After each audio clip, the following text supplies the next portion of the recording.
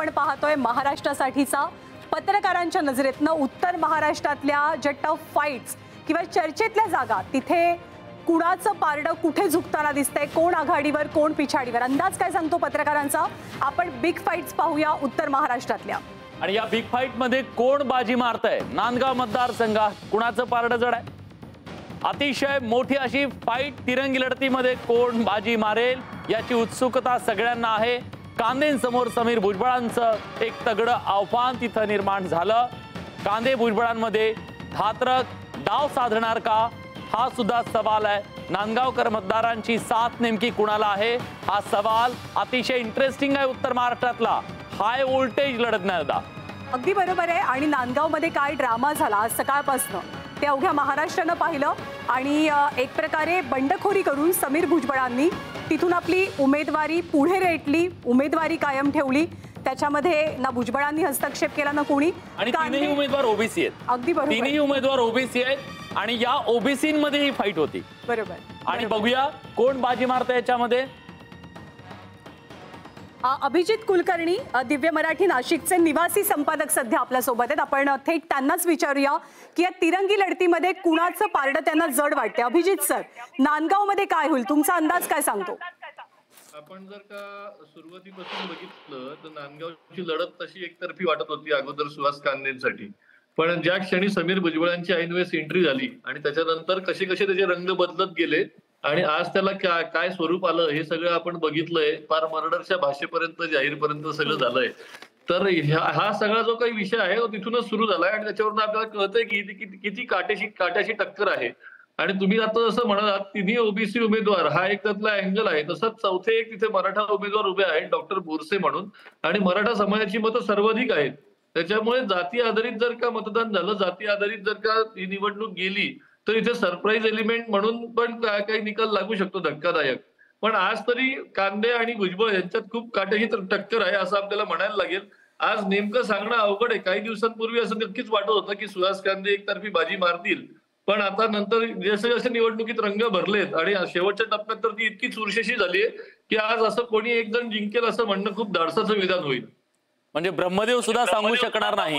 Exactly. अशा काही जागा निश्चित महाराष्ट्रात आहेत, त्यामुळे पोल करणं सुद्धा अवघड झालेलं आहे. इतकं जर एखाद्या विधानसभेचा निकाल 500,000 मतांनी लागणार असेल तर तो सांगणार कोण आहे? इतकं सोपं आहे का ते त्याचा अंदाज सांगणं? म्हणूनच अशा काही जागा आहेत जिथला अंदाज पूर्णपणे सांगणं अवघड आहे. म्हणूनच आपण त्यांना एक वेगळी कॅटेगरी केली आहे. हो, आपण अशी कॅटेगरी केली की अनप्रेडिक्टेबल, म्हणजे निश्चितपणे आपण सांगू शकत नाही. पण आपलं इथलं जे पॅनल आहे आपण त्यांचा पोलही जाणून घेऊयात. मंदार सर, नांदगाव, तुमचा पोल काय? नाही, अगदी कठीण आहे. म्हणजे नांदगावमध्ये जो सगळ्यात महत्त्वाचा प्रश्न आहे तो पाण्याचा प्रश्न आहे. आणि त्या पाण्याच्या प्रश्नाच्या निमित्तानं समीर भुजबळ यांनी सुद्धा एक दुसरा मुद्दा आणखीन काढला, तो म्हणजे भयमुक्त नांदगाव. हा प्रगतशील नावदा आणि भयमुक्त नांदगाव. आणि त्या भयमुक्तची एक चुणूक आपल्याला आज बघायला मिळेल की मी तुझा मर्डर करतो वगैरे अशी भाषा तिकडे आपण आता ऐकली कुठेतरी आसमंतातनं आलेली. मग ही जी भाषा आहे ती भयमुक्त कशी काय करणार नांदगाव? आणि नेमकं नांदगावला कशापासून मुक्ती हवी किंवा काय नेमकं हवंय त्या तिथल्या नांदगावच्या नागरिकांना हे बघायला लागेल. पण महत्त्वाचा मुद्दा जो होता त्यातला तो म्हणजे समीर भुजबळांची तिथली एंट्री आणि सुहास कांदे. एकीकडे महायुतीमधली एकमेकांची लढाई आहे ती आणि दुसरीकडे तिथे शिवसेना विरुद्ध शिवसेना अशी सुद्धा लढाई आहे त्याच ह्याच्यामध्ये. हा त्यातला एक महत्त्वाचा मुद्दा आहे जो आपण बघायला पाहिजे. त्यामुळे मतं कुठे फिरतील आणि नेमकं काय सरप्राईज तिथे मिळेल सांगता येत नाही. पोलरायझेशन. आणि एक त्यांनी सांगितलं, मराठा जर 3 ओबीसी उमेदवार आणि 1 मराठा उमेदवार तिथं असेल तर मग काय वेगळा तोही एक अँगल. मंदारने जसं म्हटलं की तिथे धमकी दिली की मी तुझा आज मर्डर करतो वगैरे, तुझी मर्डर फिक्स म्हणून समज. पण ती कोणी कोणाला दिली हे शेवटपर्यंत कळलं नाही. अर्ध्या लोकांनी असं म्हणजे दूरचित्रवाणीतल्या काही आपल्या सहकाऱ्यांनी तेच म्हणून म्हटलं अशी आकाशवाणी त्या मतदारसंघात होऊ शकते आणि काहीतरी निकाल लागू शकतो. कारण शेवटपर्यंत पोलिसांनीही रेकॉर्डवर घेतलं नाहीये की कोणाला धमकी दिली, त्याचं नाव काय आहे. अगदी बरोबर. संदीप सर, तुमचा थोडक्यात अगदी अंदाज नांदगाव बद्दलचा? असं आहे ना की महाराष्ट्राचं एकूण गणित विचार केला नांदगाव सकट तर 1+1=2 असं आता गणित मांडता येणं खूप कठीण आहे. कारण इतक्या ठिकाणी अपक्ष आहेत, इतक्या ठिकाणी बंडखोरी आहेत, इतक्या ठिकाणी अंडरकरंट्स आहेत आणि वेगळ्या प्रकारे प्रचाराची दिशा बदलली गेलेली आहे. आपण बघितलं असेल सुरुवातीला जातीची गणितं होती, नंतर धर्मावर आली. बटेंगे तो कटेंगे पासून ते धर्मयुद्धापर्यंत सगळा प्रवास मधल्या काळात बदलत गेलेला आहे.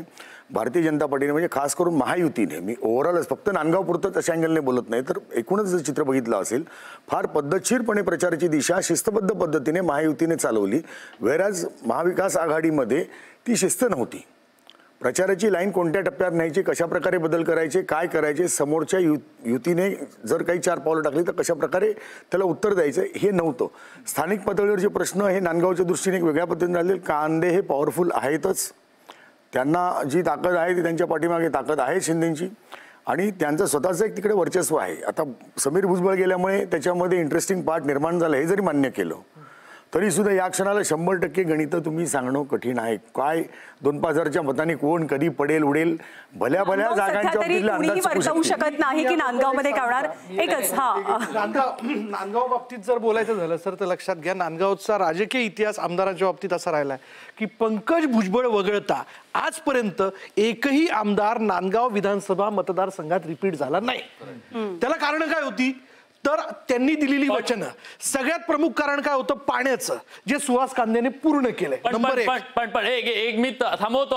आला ना कोण मारणार बाजी, तर त्याच्यामध्ये आपल्याला समीर भुजबळ कदाचित तिथं बाजी मारू शकतात. अनुकूल आहे त्यांच्यासाठी हा मतदारसंघ. सुहास कांदे यांचं गणित बिघडवलंय. अध्यक्षपदाचा राजीनामा देऊन मुंबईतून ते तिकडे निघाले आणि कदाचित त्यांनी गणित बिघडवलेलं आहे. विधानसभेचा मार्ग त्यांनी खडतर केलाय. पुढचा मतदारसंघ उत्तर महाराष्ट्रातला 40गाव मतदारसंघ. उन्मेष पाटील, मंगेश चव्हाण हे एक अत्यंत चुरशीची लढत 40गाव मध्ये आपल्याला पाहायला मिळते आणि अर्थातच ही दोस्तीतली कुस्ती आहे जी आपल्याला राज्यातल्या अनेक मतदारसंघांमध्ये दिसते. माजी खासदार भाजपचा गड सर करणार का याची सर्वात मोठी उत्सुकता आहे. आणि 40गाव मध्ये काय होणार, अंदाज नेमका काय आहे, कुणासाठी अनुकूल कुणासाठी प्रतिकूल. तर मंगेश चव्हाण भाजपचे यांच्यासाठी हा मतदारसंघ किंवा निकाल अनुकूल मानला जातोय, तर शिवसेना उद्धव बाळासाहेब ठाकरे पक्षाचे उन्मेष पाटील यांच्यासाठी मात्र काहीसा अडचणीचा हा निकाल. माजी खासदार भाजपचे माजी खासदार असलेले उन्मेष पाटील लोकसभा निवडणुकीच्या तोंडावर उबाठा गटात गेले. आता त्यांनी मंगेश चव्हाणांच्या समोर उभे होते पण त्यांच्यासाठी प्रतिकूल आहे. मुक्ताईनगर जो गड आहे खडसेंचा शब्द, रोहिणी खडसे लेख त्यांची मैदानात आहे. चंद्रकांत पाटील गेल्या वेळेस जायंट किलर ठरले होते.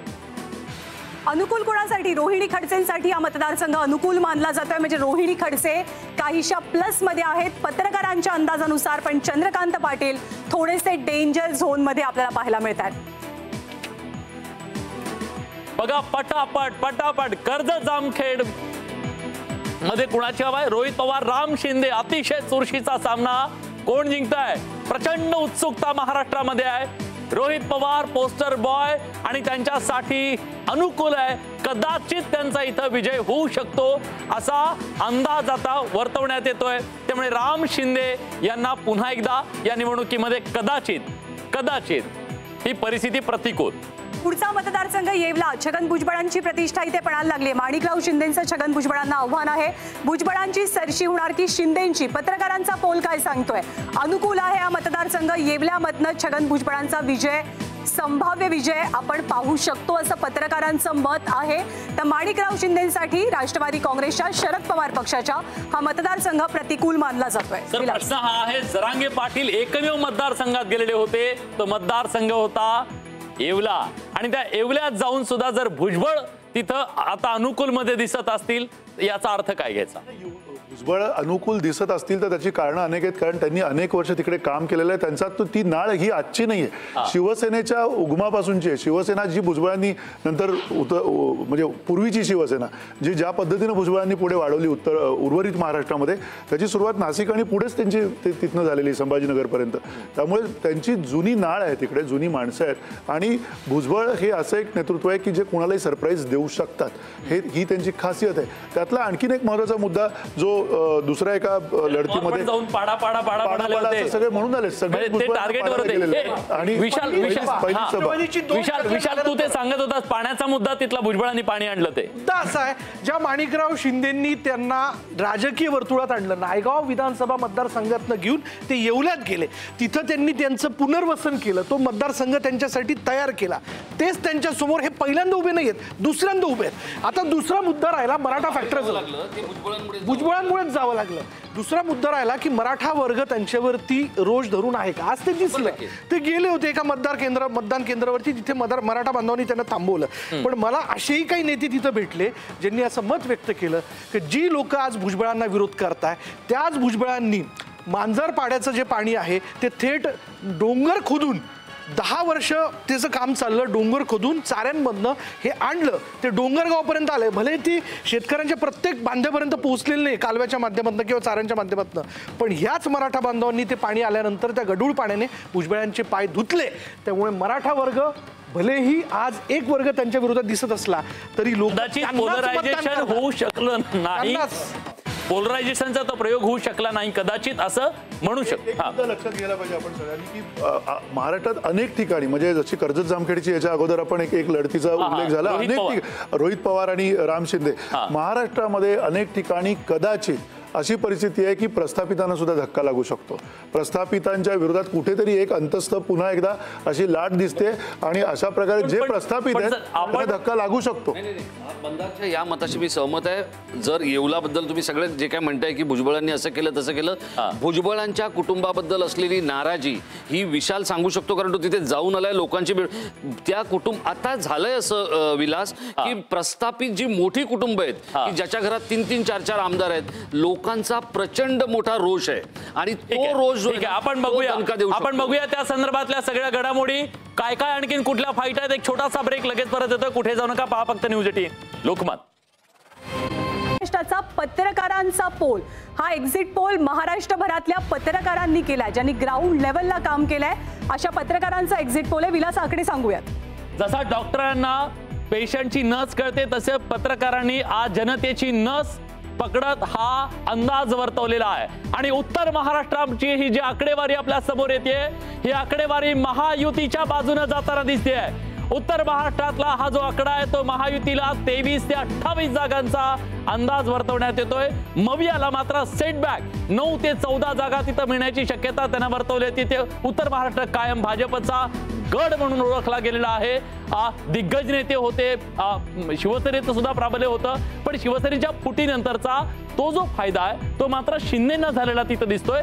भाजप चांगलं दिसतंय. खडसेंचा मोठा सेटबॅक नाही, फक्त त्या मतदारसंघापुरता कदाचित असेल, पण खडसेंच्या जाण्याचा मात्र इथं फार मोठा फटका दिसत नाहीये. तर आपण आकडे सांगूयात. युती, महायुती, उत्तर महाराष्ट्र 23 ते 28 जागांचा अंदाज आहे. पत्रकारांचा हा पोल. आघाडीला किती जागा मिळतील उत्तर महाराष्ट्रात, तर 9 ते 14 जागांसाठी आघाडीला पसंती दिली जाते. अदर फॅक्टर खूप महत्वाचा आहे, अपक्षांचा, बंडखोरांचा. साधारणतः 2 जागांवरती अन्य उमेदवार कमाल करू शकतील अशी सध्याची शक्यता.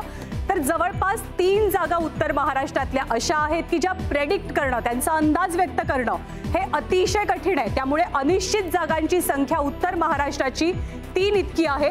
आपण आपल्या पॅनलिस्ट सोबत याविषयी बोलूया. उत्तर महाराष्ट्र मतदारचा जो सगळ्यात कांद्याचा बेल्ट, शेतकरी अनरेस्ट, लोकसभेला आपण पाहिलं की इथे काय झालं होतं, त्या उत्तर महाराष्ट्राचे आकडे पाहून तुमची पहिली रिॲक्शन काय? मला तरी ह्या आकड्यांबाबत अजून काही म्हणजे ज्या पद्धतीनं आकडे आलेले आहेत आणि ज्या पद्धतीनं महायुतीला इतके आकडे देण्यात आलेले आहेत, पत्रकारांचा हा सगळा आपण कशा पद्धतीनं पोल घेतलाय तेही तुम्ही थोड्या वेळाने सांगाल अशी माझी अपेक्षा आहे. पण त्याबरोबरीनं हा आकडा आहे तो थोडासा ज्याला आपण म्हणूया की ऑर्थोडॉक्स अशा पद्धतीचा मला वाटतोय. त्याचं कारण असं आहे की जरी उत्तर महाराष्ट्र हा भाजपचा गड असला आणि महायुतीचा त्या अर्थाने गड असला तरी सुद्धा यावेळेला उत्तर महाराष्ट्रात अनेक अंतस्थ असे जे मुद्दे होते ते मुद्दे कदाचित तेवढे ते समोर आलेले नाही आहेत. आणि जसं आपल्याला उत्तर महाराष्ट्रामध्ये खास करून दिसलं की जवळजवळ 5 ते 6 जागा लोकसभेच्या वेळेला एका कांदा प्रश्नावरनं इकडच्या तिकडे झाल्या होत्या. भाजपला तिकडे फटका बसला होता, मॅजिक पण तिकडे चाललं होतं. तर त्यामुळे या वेळेला उत्तर महाराष्ट्रामध्ये अशा प्रकारची काही घडामोड घडली तर आश्चर्य वाटायला नको अशी परिस्थिती अजूनही तिकडे आहे.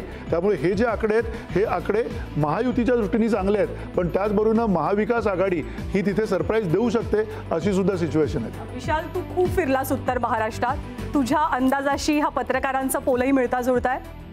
मी मंदार सरांच्या मताशी सहमत आहे, कारण मी सर्वसामान्य लोकांशी संवाद साधला. याच्यामध्ये फार्मर फॅक्टर जो आहे ना, तो फार मोठ्या प्रमाणात सर हे करणार आहे, परिणाम करणार आहे.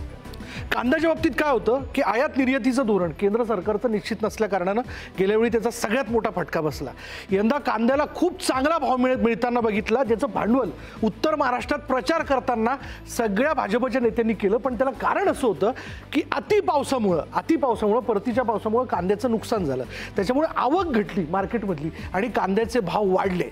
त्याचं त्यांनी प्रचारात भांडवल करून घेतलं. पण मुळात परिस्थिती अशी आहे की शेतकऱ्यांचं सगळ्यात मोठं नुकसान झालं. म्हणून गेल्या लोकसभेत जो फार्मर्सचा मुद्दा होता, तो सोयाबीनचा असेल, मग तो त्या ठिकाणी धान पिकाचा असेल, कांद्याचा असेल, त्याचा सगळ्यात मोठा फटका जो आहे तो या ठिकाणी पुन्हा एकदा महायुतीला बसू शकतो. आजही शेतकरी नाराज आहेत. मी गर्दीत फिरत असताना प्रत्येक 5वं मनुष्य आम्हाला शेतकरी भेटत होता, ज्याला मी जिवळ्याने प्रश्न विचारला, बाबा रे शेतात तू सध्या काय लावलंय? ऐन दिवाळीच्या तोंडावर जेव्हा त्याच्या शेताला म्हणजे शेतातल्या पिकाला भाव मिळालेला नाहीये, तिथं तो नाराज आहे. त्याची दिवाळी ही अत्यंत वाईट गेलेली आहे. त्याला निवडणुकीपेक्षा माझ्या घरात काही येऊ शकलं नाही याचं सगळ्यात मोठं दुःख आहे. म्हणून तो एक इम्पॅक्ट इथं दिसून येऊ शकतो. मला एक मुद्दा आहे याच्यामध्ये, जर समजा आपण असं म्हटलं, हा पत्रकारांचा जो पोल आहे तो कसा घेतलाय आपण प्रेक्षकांना एकदा समजून सांगूया. खरं तर हा एक्झिट पोल ज्या अर्थानं एक्झिट पोल केला जातो तसा एक्झिट पोल नाहीये. त्या भागातले त्या विभागातले जे प्रमुख पत्रकार आहेत त्या पत्रकारांचा आम्ही एकत्रित आकडे घेतले, त्याचा लसावी काढलेला आहे, त्याचं ॲव्हरेज काढलेलं आहे आणि त्या ॲव्हरेजच्या नंतर एखाद्याचा जास्त असू शकतो आकडे, एखाद्याची कमी असू शकतात, पण एक साधारणतः काय अंदाज आहे, काय दिसतं चित्र, त्याच्या माध्यमातून हा पोल आपण इथं देतोय. आपण विभाग केले, उत्तर महाराष्ट्र, विदर्भ, मराठवाडा, पश्चिम महाराष्ट्र, कोकण आणि मुंबई, आणि याच क्रमानुसार आपण एक्झिट पोल सुद्धा बघणार. तर उत्तर महाराष्ट्रामध्ये आपलं महानगरचे संपादक हेमंत भोसले, त्याचबरोबर दिव्य मराठी नाशिकचे निवासी संपादक अभिजित कुलकर्णी आणि ज्येष्ठ पत्रकार अनिल चव्हाण, या तिघांनी आपल्याला हे आकडे दिलेले आहेत. आणि जसं विलास तू म्हणालास की आपले आकडे वेगवेगळे असू शकतात, तसे पत्रकारांचेही आकडे वेगवेगळे आहेत आणि त्याची एक टोटल करून त्यातनं एक लसावी काय निघतो किंवा ॲव्हरेज काय निघतं हे आकडे आम्ही तुमच्या समोर ठेवतोय. ते आकडे आम्ही पुन्हा एकदा सांगतो. उत्तर महाराष्ट्र, महायुती या निवडणुकीमध्ये उत्तर महाराष्ट्रात फायद्यात दिसतेय. 23 ते 28 जागा महायुती असा अंदाज आहे पत्रकारांचा. आघाडीला किती जागा मिळत आहेत? 9 ते 14 जागा आघाडी जिंकण्याची शक्यता आहे. उत्तर महाराष्ट्रात अन्य साधारणतः 2 जागांवरती यशस्वी होतील, तर 3 लढती अशा आहेत उत्तर महाराष्ट्रातल्या की ज्या टफ फाईट, अनिश्चित आणि सध्या कुणीही त्याच्याबद्दल भाकीत वर्तवू शकणार नाहीत अशा आहेत. विलास, ज्ञानदा, या आकड्यांच्या बद्दल एक सांगायला हवं. खरं तर महायुतीला सगळ्यात जास्त अपेक्षा जर कुठं होती तर उत्तर महाराष्ट्रात होती. त्यांचा जो स्कोर होईल असं त्यांना वाटत होतं ते उत्तर महाराष्ट्रात होतं. विदर्भामध्ये त्यांच्यासमोर काँग्रेसचं चॅलेंज होतं. मराठवाड्यातली जमीन पूर्णपणे उलथापालथ तिथं झालेली होती. पश्चिम महाराष्ट्रात पवारांचं आव्हान होतं. कोकणामध्ये थोडंसं त्यांना हे होतं. मुंबईमध्ये ठाकरेंचं आव्हान होतं. उत्तर महाराष्ट्र एक असा होता जिथं त्यांना जमीन सुपीक वाटत होते, जिथं आपण लीड घेऊ शकतो. आणि कदाचित या पोलमधून असं दिसतंय दिग्गज नेत्यांची फौज त्यांच्या सोबत असणं आणि ठाकरे आणि शरद पवार आणि काँग्रेस यांच्याकडे दिग्गज नेते नसणं. कारण हे जे नेते दिसत आहेत हे सगळे इकडून तिकडे गेलेले आहेत. 1 to 1 त्यांना पर्याय देण्यात ते कमी पडले का, हा सुद्धा एक मुद्दा यातून समोर येऊ शकतो कदाचित. आणि त्याबद्दल आपण आपल्या पाहुण्यांशी सुद्धा बोलणार आहोत. राजे सर, ज्या प्रकारचे हे इथं त्यांना थोडंसं प्लस दिसतंय, काय कारण काय असू शकतं याच्या मागचं? इथे प्लस हे केव्हा दिसायला लागले हे तुम्ही बघून घ्या. ज्या वेळेला मनसेने म्हणजे एक आपण नाशिक जिल्ह्याचा जर विचार केला तर तिथे 15 जागा होत्या. त्या 15 जागांवरचे 5 उमेदवार जेव्हा मागे घ्यायला लावले राज ठाकरेंनी, त्यावेळेला तिथे काहीतरी बघण्यासारखी परिस्थिती निर्माण झाली. अन्यथा तिथे युती अडचणीत आली असती. पण राज ठाकरेंनी तिथे केलेला रोल हा खूपच महत्त्वाचा आहे. आणि सगळ्यात महत्त्वाचं म्हणजे मंदारने जे सांगितलं की तिथे आपण FM रेडिओ लावतो तसं जे फाईन ट्युनिंग जे आहे ते सत्तेचं करणं हे उत्तर महाराष्ट्रासाठी खूप महत्त्वाचं आहे. आता सकाळचा जो विषय होता सुहास कांदे आणि समीर भुजबळ यांच्यातला याच गोष्टीने आज दिवसभरातलं वातावरण तापवलंय. आपण सकाळी ती दृश्य दाखवली आणि त्यानंतर संपूर्ण महाराष्ट्रामध्ये असे जे जे प्रकार घडले तिथे लोक रिॲक्ट व्हायला लागली आणि ही संपूर्ण निवडणूक आज दिवसभरात तापवलीच ती मुळे उत्तर महाराष्ट्राने, असं माझं मत आहे. कारण सुहास कांदेंना ज्या पद्धतीत भुजबळ भिडले, सुहास कांदेंची एकूणच पार्श्वभूमी आपल्या सगळ्या प्रेक्षकांनाही माहिती आहे आणि अख्ख्या महाराष्ट्रालाही माहिती आहे, पण त्यांना ज्या पद्धतीत समीर भुजबळ भिडले ते बघितल्यानंतर तो सगळा वणवा पेटत गेला. मग तो घनसोलीमध्ये झालं, उल्हासनगरमध्ये झालं, बारामतीमध्ये झालं आणि प्रस्थापितांना नडा ही जी काही गोष्ट आहे येवल्यामध्ये आणि त्यामुळे उत्तर महाराष्ट्र जसं विलास म्हणाला तसं की वाटत होतं युतीसाठी पण ते जे फाईन ट्युनिंग आहे ते कधी काय होईल हे सांगू शकत नाही अशी परिस्थिती आहे. म्हणजे मनसेच्या एका उमेदवाराने तर अर्ज मागे घ्यायला शेवटपर्यंत नकार दिला दिनकरने. तर असे जे काही उमेदवार आहेत, स्वयंभू उमेदवार आहेत त्या भागातले, ते या निवडणुकीमध्ये कमालीचा आश्चर्यकारक निकाल नोंदवतील आणि तेच सत्तेसाठी. एक आणखीन मुद्दा त्यातला जो विलासने निर्माण केला होता, त्यांनी समोर आणला होता की ज्याच्यामध्ये उत्तर महाराष्ट्रामध्ये काही बडे नेते आले आणि महाविकास आघाडीकडे खूप बडे नेते नव्हते, त्या अर्थाने सगळे जे होते ते राज्यातले नेते होते. या पार्श्वभूमीवरती ज्यावेळेला आपण बघितलं या निवडणुकीमध्ये जे जे बडे नेते आले, जे जे केंद्रातनं नेते आले, त्यांनी जे मुद्दे समोर आणले त्यातला सगळ्यात मोठा मुद्दा होता तो ध्रुवीकरणाचा मुद्दा होता आणि एक आहे तो सेफ आहे सारखा नारा होता. त्या नाऱ्याच्या अवतीभोवती सुद्धा ही निवडणूक कशा पद्धतीनं फिरते तेही बघायला लागेल आणि तिथे उत्तर महाराष्ट्रामध्ये फार मोठा फायदा किंवा फटका या दोन्ही गोष्टी दोन्ही बाजूला बसू शकतात. काही आपण घराणी म्हणूया. बघा, गावित कुटुंब पूर्णपणे इकडे होतं, म्हणजे महायुतीच्या बाजूने होतं. भुजबळ कुटुंब पूर्णपणे इकडे होतं. त्यानंतर आपल्याला गिरीश महाजनांसारखा, रावळांसारखा हे जे विखे सुद्धा इकडे, म्हणजे सुहास कांदे आहेत, हे जे तगडे म्हणजे छत्रप आपण त्याला म्हणूया, हे सगळे छत्रप या बाजूने होते. म्हणून आपण त्यांना ते छत्रमित्र नाही, ते जायंटच होते. म्हणजे त्यांना पराभूत करणं शक्यच नाहीये. त्यांना पराभूत करण्यासाठी जो एकाच एक लागणारा उमेदवार आहे ना, त्याची मात्र इथं थोडीशी कमतरता. कारण शिवसेना तिथं जी गुलाबराव पाटील, आता गुलाबराव पाटलांना पराभूत करायचं तर नौखा उमेदवार देऊन ते शक्य होईल का? तर आपल्याला ह्या आकड्यांमध्ये असं दिसतंय की नाहीये. इव्हन नांदगाव मध्ये घ्या, नांदगाव विधानसभा मतदारसंघात मशालने जो गणेश दात्रक नावाचा उमेदवार दिला तो तसा तिथे नगर परिषदेवरती काम करणारा मनुष्य आहे. पण सुहास कांदेचा सगळ्यात त्यातला प्लस पॉईंट असा ठरवलेला आहे की आजही निवडणुका पाणी प्रश्नाच्या पलीकडे जातच नाहीये. आणि मनमाड असेल, नांदगाव असेल, त्याच्यावरून जर तुम्ही एक बर्ड व्ह्यू टाकला तर घरांवरती तुम्हाला टाक्या दिसतात.